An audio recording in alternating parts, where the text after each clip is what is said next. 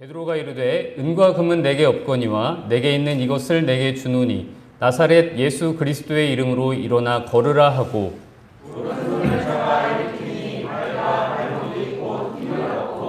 뛰어 서서 걸으며 그들과 함께 성전으로 들어가면서 걷기도 하고 뛰기도 하며 하나님을 찬송하니 모든 백성이 그 걷는 것과 하나님을 찬송함을 보고 함께요. 그가 본래 성전 미문에 앉아 구걸하던 사람인 줄 알고 그에게 일어난 일로 인하여 심히 놀랍게 여기며 놀라니라. 아멘.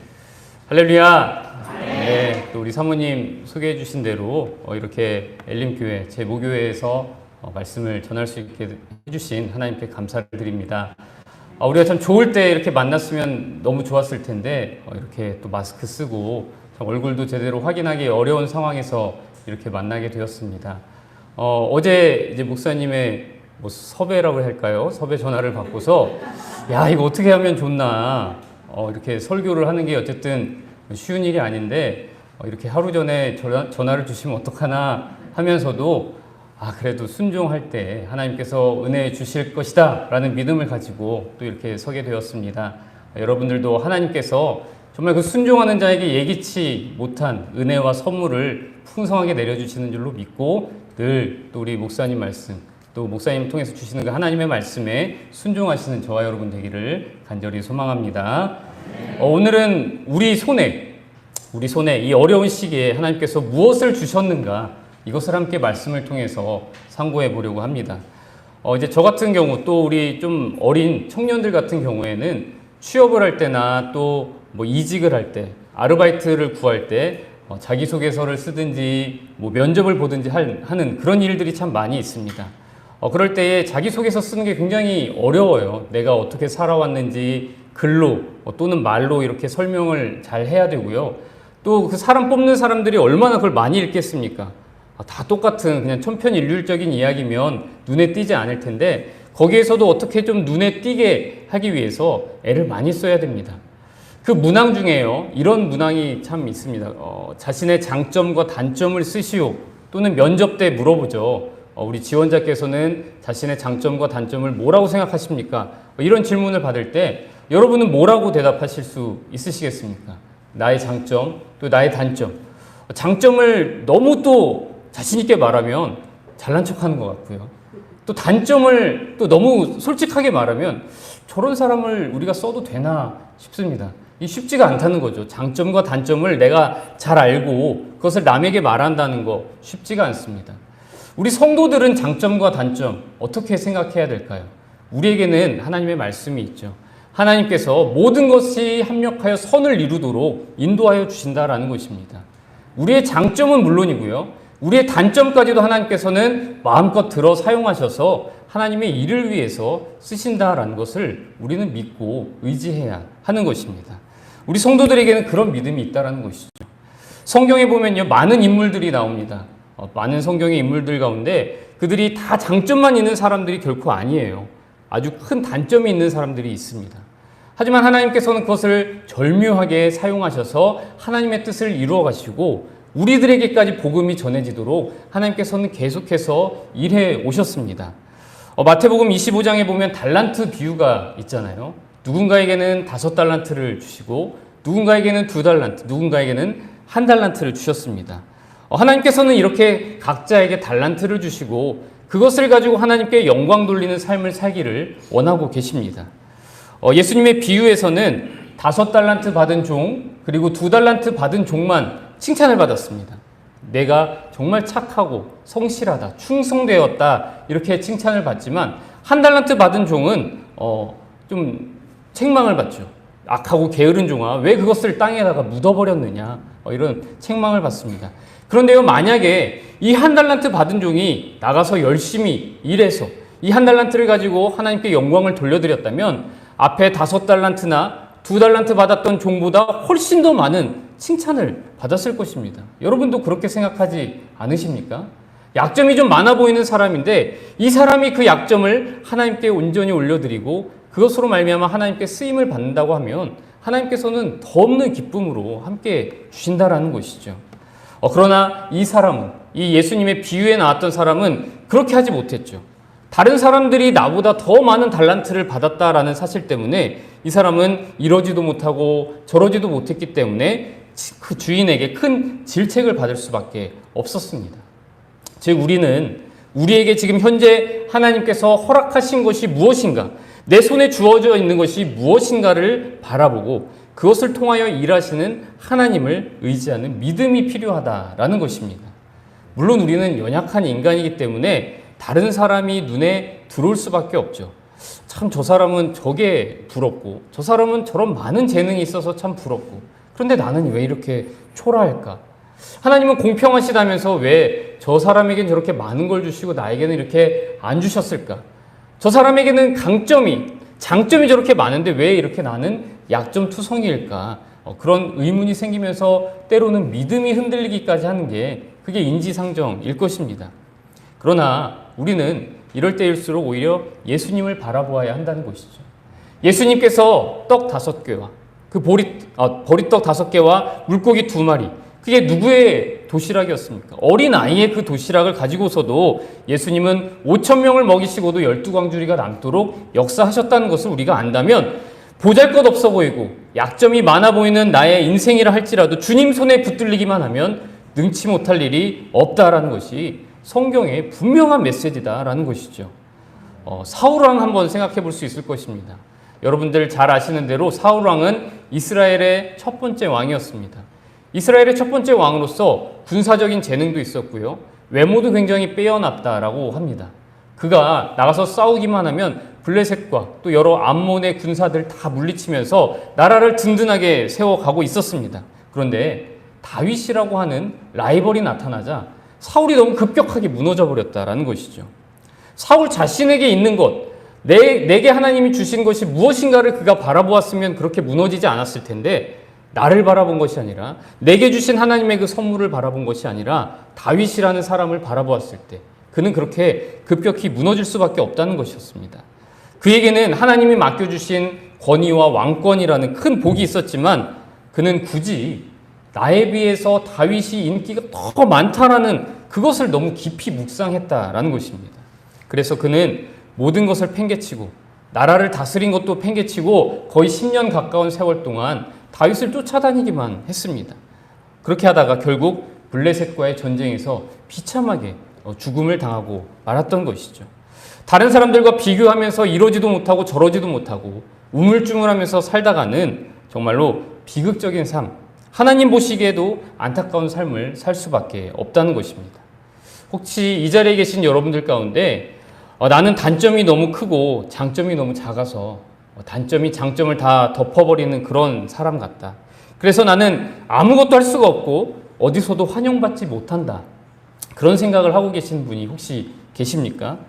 또는 저 친구는 부모님도 저렇게 잘 만나고 외모도 학벌도 뭐 능력도 다 뛰어나서 저렇게 부족한 것이 없는데 나는 왜 이렇게 가진 것이 적을까?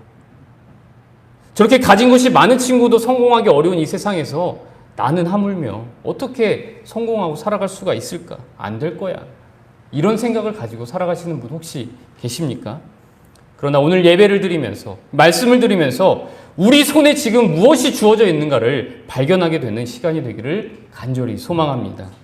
하나님께서 내게 주신 그 강점을 극대화하고 약점을 최소화하여서 하나님께 영광을 돌리며 이웃에게 유익을 끼치는 우리 모두가 되기를 간절히 소망합니다. 아울러 우리 엘림교회가요. 엘림교회가 뭐 겉으로 봤을 때 또 다른 교회들과 비교해 봤을 때 강점이 있고 약점이 있겠죠. 그러나 하나님께서는 엘림교회에 허락하신 하나님의 그 특별한 은혜가 있다라는 것입니다. 우리 교회에 주신 그 강점이 무엇인가 오늘 또 말씀을 통해서 확인하는 시간이 되었으면 좋겠습니다. 오늘 본문 말씀은 너무나 유명한 사건이죠. 하나님께서 우리 손에 쥐어주신 것 중에 뭐 여러 가지가 있습니다만은 가장 강력하고도 귀한 것이 무엇인지를 알려주시는 말씀이 오늘의 본문 말씀입니다. 태어나면서 걷지 못했던 한 사람이 있었습니다. 그래서 날마다 그 예루살렘 성전 미문 앞에서 구걸을 하면서 살았습니다. 그러나 그 사람이 오늘 사도 베드로와 요한을 만나서 말 그대로 벌떡 일어나게 되는 기적을 경험하게 되었습니다. 베드로가 어떻게 이 사람을 일어나게 하였습니까? 본문에 따르면 베드로는 그저 그에게 이렇게 말을 했을 뿐입니다. 은과 금은 내게 없거니와 내게 있는 이것을 내게 주노니 나사렛 예수 그리스도의 이름으로 일어나 걸으라, 이렇게 선포했다라는 것이죠. 베드로에게 지금 무엇이 없다라고 말합니까? 은과 금이 없었다라고 말합니다. 은과 금으로 대표되는 물질, 돈, 재산, 이런 게 지금 베드로에게는 전혀 없었습니다. 그러나 그에게 있었던 것이 무엇입니까? 바로 나사렛 예수 그리스도의 이름이 있었다라는 것이죠. 태어나서 한 번도 자기 힘으로 걸어본 적이 없는 이 사람이 베드로의 손을 붙잡고 일어났을 뿐만 아니라 발과 발목이 곧 힘을 얻어서 뛰어 서서 걸으며 하나님을 찬송했다라고 말씀에 기록이 되어 있습니다. 그 광경을 본 사람들이 얼마나 놀랐겠습니까? 말씀을 계속 읽어보면요, 이 사건이 단지 이 한 사람, 이 병자를 고치기 위해서만 일어난 일이 아니라는 것을 알 수가 있습니다. 이로 인해서 베드로는 수많은 사람들에게 예수님이 부활하셨다라는 것, 그리고 예수님의 그 이름을 믿는 믿음에 얼마나 큰 능력이 있는지를 선포할 수가 있었습니다. 그리고 그곳에 모인 사람들에게 회개하고 죄사함을 받으라라고 선포했습니다. 사도들은 곧 예루살렘의 지도자들에게 체포를 당했죠. 하지만 그들은 담대하게 계속해서 예수 이름으로만 구원을 받을 수 있다라고 선포하였습니다. 그들이 그렇게 종교 지도자들과 예루살렘 시민들이 십자가에 못 박아 죽인 그 예수의 이름이 지금 바로 그들의 눈앞에서 놀라운 기적을 일으켰던 것입니다. 그렇습니다. 하나님께서 우리에게 허락하신 가장 강력하고도 귀한 것은 바로 예수의 이름입니다. 나사렛 예수 그리스도의 이름입니다. 나사렛 예수 그리스도의 이름으로 일어나 걸어라, 이 말이 무슨 주문도 아니고요, 무슨 대단한 효력이 있는 것도 아닌데 어떻게 이렇게 병자를 건강하게 만들 수가 있었을까요? 베드로는 이러한 질문에 대해서 사도행전 3장 16절에서 이렇게 대답을 하고 있습니다. 우리 사도행전 3장 16절 보시면 이렇게 되어 있습니다. 그 이름을 믿음으로 그 이름이 너희가 보고하는 이 사람을 성하게 하였나니 예수로 말미암아 난 믿음이 너희 모든 사람 앞에서 이같이 완전히 낫게 하였느니라. 아멘. 베드로는 예수의 이름이, 좀 더 자세히 설명하면 예수로 말미암아 난 믿음이 이 병자를 낫게 하였다라고 증언하고 있습니다. 예수님께서 제자들에게 이런 말씀을 하신 적이 있습니다. 요한복음 14장 13절을 보면요, 너희가 내 이름으로 무엇을 구하든지 내가 행하리니 이는 아버지로 하여금 아들로 말미암아 영광을 받으시게 하려 함이라. 그리고 또 요한복음 15장 7절에서는 이렇게 말씀하셨습니다. 너희가 내 안에 거하고 내 말이 너희 안에 거하면 무엇이든지 원하는 대로 구하라. 그리하면 이루리라. 아멘. 예수님의 이름으로 무엇이든지 구하면 너희에게 행하시겠다라고 약속을 하셨고, 베드로는 그 약속을 믿는 믿음을 가지고 이렇게 놀라운 기적을 일으킬 수가 있었던 것입니다. 예수님과 베드로의 그 밀접한 관계, 즉 베드로가 예수님 안에 거하고 예수님의 말씀이 베드로 안에 거하는 그 친밀한 관계를 통해서 베드로가 무엇이든지 구할 때 하나님의 뜻대로 이루어졌다라는 것입니다. 예수의 이름, 예수로 말미암아 난 믿음, 예수님과의 관계, 지금 제가 여러 가지 용어로 설명을 드렸지만 이게 서로 다 다른 것이 아닙니다. 무슨 단계가 있는 것도 아니고요. 오히려 하나님의 은혜로 믿음이라는 선물을 받은 성도들은 이 말씀을 들으면 이게 무슨 말이구나, 다 지금 이해가 되실 것입니다. 혹시 이렇게 놀라운 기적을 일으키는 이 기적의 매뉴얼이 무엇일까? 이런 것이 궁금하십니까? 좀 어떤 비결이 있을까? 나도 베드로처럼 이렇게 놀라운 기적을 일으키는 비결을 알고 싶다. 그런 궁금증이 생기십니까? 그러나 하나님의 기적은 성경을 우리가 아무리 살펴보아도 비결이 없습니다. 비결이. 매뉴얼대로 돌아가는 것이 아닙니다. 하나님의 기적은 하나님의 뜻에 따라서 선물같이 주어지는 것이다 라는 것이죠. 우리는 그저 하나님의 그 전능하신 능력을 찬양할 수 있을 뿐입니다. 우리가 이 코로나 시대를 살아가면서 아무것도 내 손에 없다라고 느낄 때, 내가 할 수 있는 것이 너무나 없어서 무력함을 느낄 때 사실은 우리 손에 나사렛 예수 그리스도의 이름이 쥐어져 있다는 것을 결코 놓쳐서는 안 된다라는 것입니다. 하나님께서는 오늘 이 말씀을 통해서 우리 모두에게 그러한 힘을 주고 계신 것입니다. 한편 지금까지는 베드로의 입장에서 한번 말씀을 살펴봤고요. 이제 이 병자의 입장, 치유함을 받은 사람의 입장에서 말씀을 한번 살펴보겠습니다. 사도행전 4장 22절을 보면 이 사람의 나이가 한 40여 세 되었다라고 합니다. 그렇다면 이 사람은 태어나서 한 40년 동안의 세월 동안 계속해서 매일매일 구걸하기 위해서 누군가의 도움을 받아야만 했습니다. 누군가 뭐 업어주든지 안아주든지 그렇게 집에서부터 성전까지 매일매일 누군가의 도움을 받아서 성전 앞에 앉아 있어야 됐고요. 거기에서 구걸을 해야만 했습니다. 그는 태어나서 단 한 번도 내 힘으로 무엇인가를 해봐야겠다라는 생각조차를 아마 하지 못했을 것입니다. 그런데 예수님께서요, 이미 명절마다 여러 번 예루살렘에 왔다 갔다 하셨다는 걸 우리가 이미 알고 있습니다. 그러면서 많은 병자를 또 고쳐주셨잖아요. 그런데 왜 이 병자는 못 보셨을까? 이것도 좀 궁금하긴 합니다. 심지어 눈이 안 보이는 사람도 예수님 그 소문만 듣고 예수님을 찾아가서 실로암에서 눈을 뜬 거 우리가 알고 있잖아요. 이 사람이 마음만 먹었더라면 예수님에 대한 소문도 아마 들었을 텐데 마음만 먹었더라면 나를 고쳐달라고 예수님께로 좀 데려가 달라고 부탁했더라면 이 사람도 충분히 고침을 받을 수 있었을 텐데 아마도요. 여기서부터 이제 제 상상이지만 아마도 이 사람은 병을 고침 받는 것보다 그냥 이렇게 구걸하면서 사는 게 더 나은 것 같아. 굳이 내가 이 나이 40살도 넘어서 뭘 새로 시작한다는 것도 참 쉽지 않은 일이고 그냥 이렇게 누구의 도움을 받아서 구걸하면서 그냥 사는 것이 더 나을 것 같다. 아마 이렇게 생각하지 않았을까 싶습니다. 그렇게 이 사람과 예수님과의 만남은 자의 반, 타의 반으로 미루어졌고 결국 예수님은 이제 부활 승천을 하셨죠. 그러던 그가 여느 날과 마찬가지로 이제 성전 미문 앞에서 구걸을 하고 있었습니다. 그런데 기도하러 성전으로 올라오는 베드로를 만났죠. 베드로는 오늘 읽진 않았지만 4절 말씀을 보면 베드로와 요한이 이 사람을 주목하더니 이 사람에게 우리를 보라 이렇게 말했습니다. 이 사람은 왜 나를 보라고 하지? 뭘 좀 주려나? 몇 푼 주려나? 내가 지금 구걸하고 있으니까 내가 오늘 하루 살아갈 그 돈을 주려나? 아니면 좀 며칠 내가 공치더라도 괜찮을 그런 돈을 좀 주려고 하나? 아마 그런 궁금증으로 베드로와 요한을 쳐다보았을 것입니다. 내 장애로부터 이 문제로부터 벗어나려고 하는 아무런 의지도 없이 그냥 이렇게 사도들을 쳐다봤다는 것이죠. 돈이나 몇 푼 얻으려고요. 그런데 느닷없이 베드로는 이 사람의 오른손을 붙들어서 일으키는 것이 아니겠습니까? 단 한 번도 걸어본 적이 없는데 말입니다. 정말 마술처럼 이 사람의 발과 발목에 힘이 생겼습니다. 그리고 마치 사슴처럼 그는 펄쩍 뛰고 걷기 시작했습니다. 장애가 없이 태어난 아이도 걸음마를 시작하려면 굉장히 많은 시행착오를 겪는데 이 사람은 그런 것도 없이 바로 걷기를 시작했다라는 것입니다. 그는 자신에게 일어난 이 기적으로 말미암아 하나님을 찬양할 수밖에 없었습니다. 평생 상상해보지도 못했던 일을 생각지도 못한 때에 일으켜주신 하나님의 놀라운 능력 앞에 저절로 찬송이 나왔다라는 것이죠. 이처럼 하나님의 은혜는 선물같이 우리들에게 임하는 것입니다.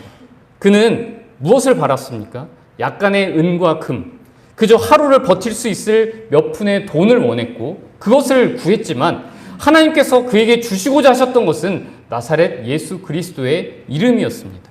그저 하루를 버틸 수 있는 그 돈이 아니라 영원한 생명을 누릴 수 있는 이름, 죄로부터 그리고 질병으로부터 자유를 얻을 수 있는 그 이름을 이 사람에게 선물로 주셨다라는 것입니다. 그리고 이 사람이 그 이름으로 말미암아 뛰고 걸으면서 하나님을 찬송하기를 원하셨고 성전에 들어가서 예배할 수 있도록 해주셨습니다. 이 사람을 향한, 이 병자를 향한 하나님의 마음이 오늘날 우리들에게도 동일하게 역사하는 줄로 믿습니다. 우리는 은과 금을 원합니다. 아무리 우리가 겉으로 경건한 척을 한다 해도 은과 금을 원합니다. 사람이라 어쩔 수가 없어요. 그저 이 땅에서 남부럽지 않게 잘 먹고 잘 살았으면 좋겠고 그리고 죽은 다음에 천국도 가면 좋겠다. 이렇게 생각을 합니다. 그런 마음으로 하나님께 좀 무엇을 주시려나 하늘을 쳐다볼 때가 많습니다. 은과 금을 왜 안 주시냐고 낙심해서 주저앉아 있을 때도 많습니다. 그러나 그러한 우리들에게 하나님은 분명하게 말씀하십니다. 나사렛 예수 그리스도의 이름으로 일어나 걸으라. 은도 내 것이요 금도 내 것이지만 나는 그보다 훨씬 더 좋은 것, 훨씬 더 값진 것을 너희에게 주노니 나사렛 예수 그리스도의 이름을 마음껏 누리면서 살아라. 성도답게 당당하게 살아라. 무엇을 먹을까 무엇을 입을까 염려하지 말고 무슨 일자리가 안전할까 그런 거 걱정하지 말고 무슨 약을 먹고 무슨 병원을 가야 내가 좀 건강해질까? 그런 거 고민하지 말고 그럴 때에 그 모든 염려와 걱정과 고민으로부터 자유롭게 해주시는 예수 그리스도의 이름을 마음껏 누리면서 살아라. 하나님께서 그런 말씀을 우리에게 주고 계시는 것입니다. 우리에게 예수의 이름이 있죠. 이 이름이 있다고 해서 세상에서 돈을 벌 수 있는 것도 아닙니다. 뭐 집을 살 수 있는 것도 아닙니다. 예수의 이름으로 세상에서는 아무것도 얻지 못할 수도 있고요. 오히려 핍박과 조롱만 당할 수도 있습니다. 그러나 우리는 예수의 이름이 있으면 하나님께로 나아갈 수가 있다라는 것이죠. 예수의 이름으로 말미암아 기뻐 뛰면서 하나님의 거룩하신 성전으로, 하나님의 임재 안으로 담대하게 들어갈 수가 있다는 것입니다. 하나님을 예배할 수 없는 존재였습니다. 우리는 이방인들은 성전에 들어갈 수가 없고 뜰만 밟을 수가 있었습니다. 우리는 이방인이요 죄인들이었으나 그저 이 땅에서, 이 한국 땅에서 밥이나 안 굶고 살면 족하다고 생각했던 우리 민족이었는데 생각지도 못했던 선물 예수 그리스도의 이름을 받아서 하나님을 예배할 수 있는 하나님의 자녀가 되었다라는 것입니다. 만물을 창조하시고 만물의 주인 되시는 하나님을 마음껏 부를 수 있게 해주시는 그 이름, 하나님께 마음껏 기도할 수 있게 해주시는 그 이름이 우리들에게 있기 때문에 우리는 이 세상 그 무엇보다도 크고 귀한 것을 손에 쥐고 있다는 것을 명심해야 한다라는 것입니다. 호주에요, 달린 책이라고 하는 아주 유명한 여성 찬양 사역자가 있습니다. 이 사람은 호주 시드니에 있는 힐송 교회라는 교회에서 1996년부터 10여 년 동안 음악 목사로 사역하면서 내 구주 예수님, 주의 집에 거하는 자, 이런 유명한 찬양들을 작곡하고 힐송 교회에서 찬양 예배를 인도했습니다. 2013년에 그녀가 이런 노래를 발표했는데 이제 영어로는 In Jesus Name, 우리말로 하면 예수의 이름으로 라는 그런 찬양을 만들고 찬양팀과 함께 이렇게 예배하는 영상을 올렸습니다. 그 영상을 보면요, 예수의 이름으로라는 이 찬양을 다 부른 다음에 간주하는 부분에서 이렇게 선포를 합니다. 만약에 당신이 암으로 고통을 받고 있거나 의사에게 시한부 선고를 받았다면 이 찬양을 부르십시오. 하나님께서 우리를 위해 싸우고 계십니다. 이렇게 선포합시다. 나는 암이 싫다. 나는 예수의 이름으로 암이 싫다. 우리의 힘이 아닌 예수의 이름으로 그곳에 치유가 있으리라고 우리 함께 선포합시다. 이런 장면이 그 찬양 가운데 나옵니다. 그런데요, 그해 12월에 그녀는 자신이 암 진단을 받게 되었습니다. 이 찬양은 In Jesus Name, 예수 이름으로라는 이 찬양은 몇 달 뒤에 자신에게 일어날 일에 대해서 영적으로 미리 대비하고 승리를 선포하기 위한 그런 찬양이었던 것입니다. 그 찬양의 가사 일부를 소개하면 다음과 같습니다. 나는 살 것입니다. 나는 죽지 않을 것입니다. 그리스도의 부활 능력이 내 안에 살아있고 나는 자유합니다. 예수의 이름으로. 이런 가사가 있습니다. 그녀는 투병하는 중에서도 끊임없이 예수의 이름으로 승리를 선포하였고 항암 치료 때문에 그 목소리가 막 오락가락할 때에도 희망의 끈을 놓지 않았다고 합니다. 암으로 인해서 하나님을 더욱더 깊이 만났다고 고백하면서 그녀는 이렇게 간증했습니다. 예배가 얼마나 소중한지를 깨달았습니다. 예배는 어머니와 함께 있는 어린아이 같습니다. 예배는 당신의 믿음을 모으고 당신의 마음을 모아서 안전한 장소로 들어가는데 도움을 줍니다. 그리고 선포하기 아주 힘든 것을 선포하는 데 필요한 힘을 줍니다. 그녀는 어떠한 상황에서도 그 사탄마귀 원수가 그녀를 작아지지 만들지 못하도록, 또 원수가 여러 가지 삶의 상황들을 그렇게 지시하지 못하도록 예수의 이름만을 의지하였습니다.